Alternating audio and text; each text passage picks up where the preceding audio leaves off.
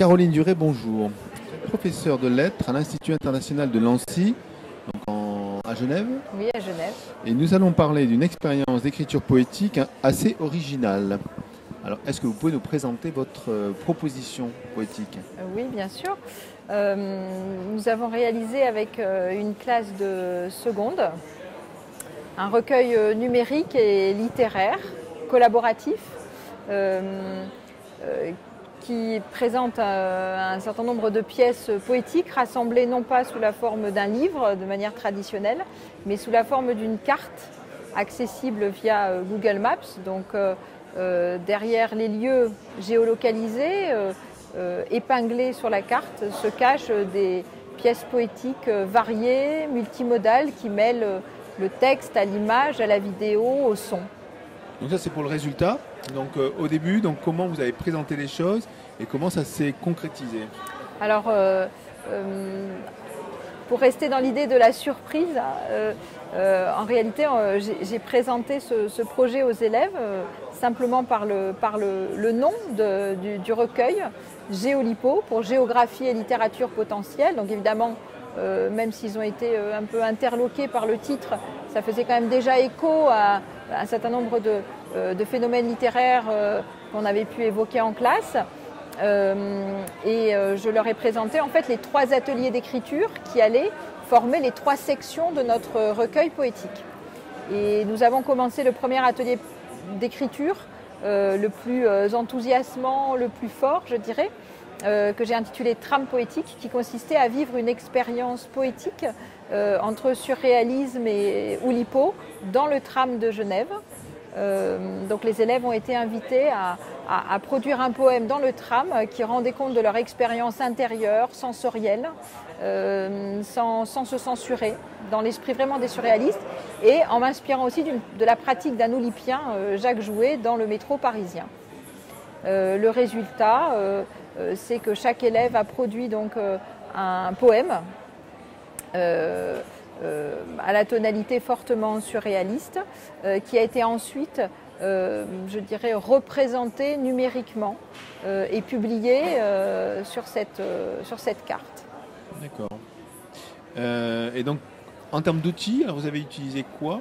Alors, en termes d'outils, pour les trames poétiques, les élèves ont travaillé avec des tablettes numériques dans un document stocké hors connexion. Donc, ils ont écrit au fur et à mesure dans le tram pour signifier leur expérience sensorielle et intérieure.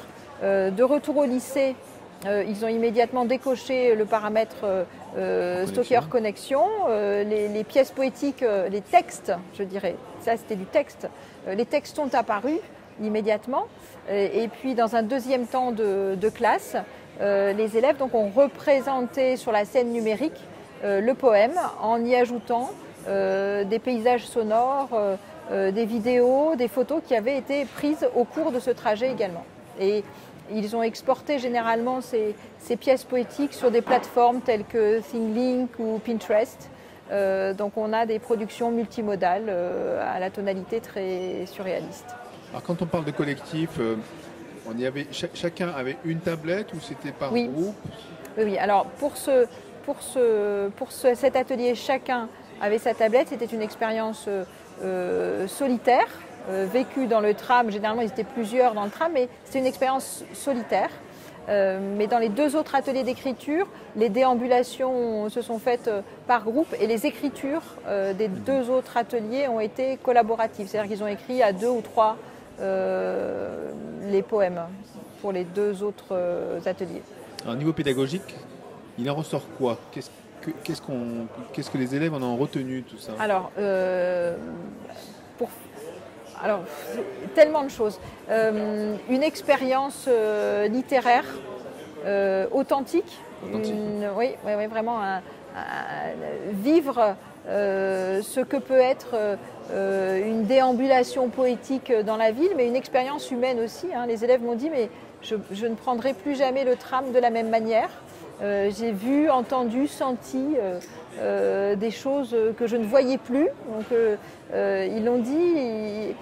D'autres m'ont dit aussi, je ne pensais pas être capable d'écrire un poème, quelque chose d'aussi beau, Je ne savais pas que j'étais créatif avec les mots,